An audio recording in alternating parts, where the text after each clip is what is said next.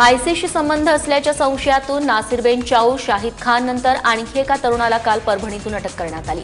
नासिरबेन आणि शाहिदच्या चौकशीनंतर महाराष्ट्र एटीएसने ही कारवाई केली आहे। शेख इक्बाल शेख कबीर अहमद याला परभणीमधील मदिना नगर भागातून अटक झाली आहे। विशेष म्हणजे शाहिद, नासिरबेन आणि शेख इक्बाल शेख कबीर अहमद हे तिघेही मित्र आहेत। शेख इक्बाल शेख कबीर अहमदवरील कारवाईला एटीएसने देखील दुजोरा दिलाय।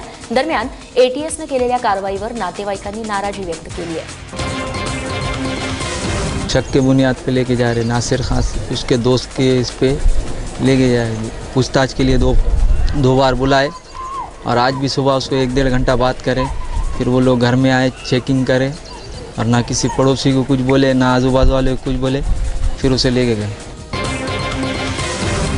सांगली जिल्ह्यातल्या मिरजेत बलात्कार पीडित महिलेनं आरोपीच्या घरातच गळफास घेऊन आत्महत्या केली आहे। आत्महत्या करण्यापूर्वी पीडित महिलेनं सुसाईड नोट लिहिली आहे। त्यात आरोपीवरती पोलीस कारवाई करत नसल्याचा उल्लेख केलाय। या प्रकरणी पोलिसांनी संशयित अमित कुर्णेवर गुन्हा दाखल केला, पण त्याला अटक केली नव्हती। उलट आरोपींच्या नातेवाईकांनी तक्रार केल्यानंतर पीडित महिलेवरती पोलिसांनी खंडणीचा गुन्हा दाखल केला। त्यामुळे पीडित महिलेनं रात्री आरोपीच्या घरातच गळफास घेऊन आत्महत्या केली। परभणी जिल्हा पुन्हा एकदा बलात्काराच्या घटनेनं हादरलाय। पर्वतीनगरमधील बाबा एज्युकेशन सोसायटीच्या तुराबत बालक आश्रमातील अल्पवयीन अनाथ मुलीवर वारंवार अत्याचार झाल्याची घटना समोर आली आहे। अत्याचार करणारा नराधम हा बालक आश्रमाच्या अधीक्षक बाईंचा मुलगा आहे। या आश्रमात गेल्या 5 वर्षांपासून एक अनाथ मुलगी वास्तव्याला आहे।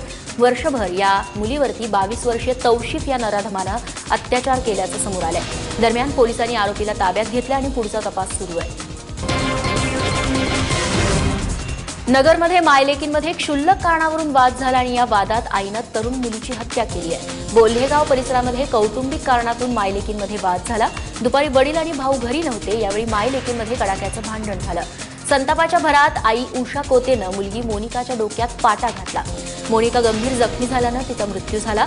तोफखाना पोलीस ठाण्यात यासंदर्भात गुन्हा दाखल झाला असून उषा कोतेला अटक करण्यात आली आहे। फिर्यादीत मानसिक संतुलन बिघडल्यानं हत्या झाल्याचं म्हटलंय, मात्र दोघींमधील वादाचं कारण मात्र कळू शकलं नाही। नागपुरातील गुंडगिरी ठेचून काढण्यासाठी पोलीस महासंचालकांनी दिलेल्या सल्ल्यानंतर अवघ्या 24 तासात व्यापाऱ्यावरती हल्ला झाला। सीताबर्डी पोलीस स्टेशनपासून हाकेच्या अंतरावरती भर बाजारात व्यापारी पितापुत्राला भर बाजारात बेदम मारहाण करण्यात आली। निशांक मोदी काल रात्री वृद्ध वडिलांसोबत बर्डी परिसरातील त्यांच्या कापड दुकानातून घरी परतत होते। नो एंट्रीवरून येणाऱ्या गुंडाला निशांकनं बाजूला व्हायला सांगितलं। यावरून 7 ते 8 गुंडांनी निशांक आणि त्याच्या वडिलांना मारहाण करायला सुरुवात केली। या दोघेही गंभीर जखमी झाले। वसई विरारमध्ये चोरीला गेलेली बाईक पोलीस मित्राकडे सापडल्याची घटना घडली आहे। 3 वर्षांपूर्वी कल्पेश साळवे याची बाईक चोरीला गेली होती।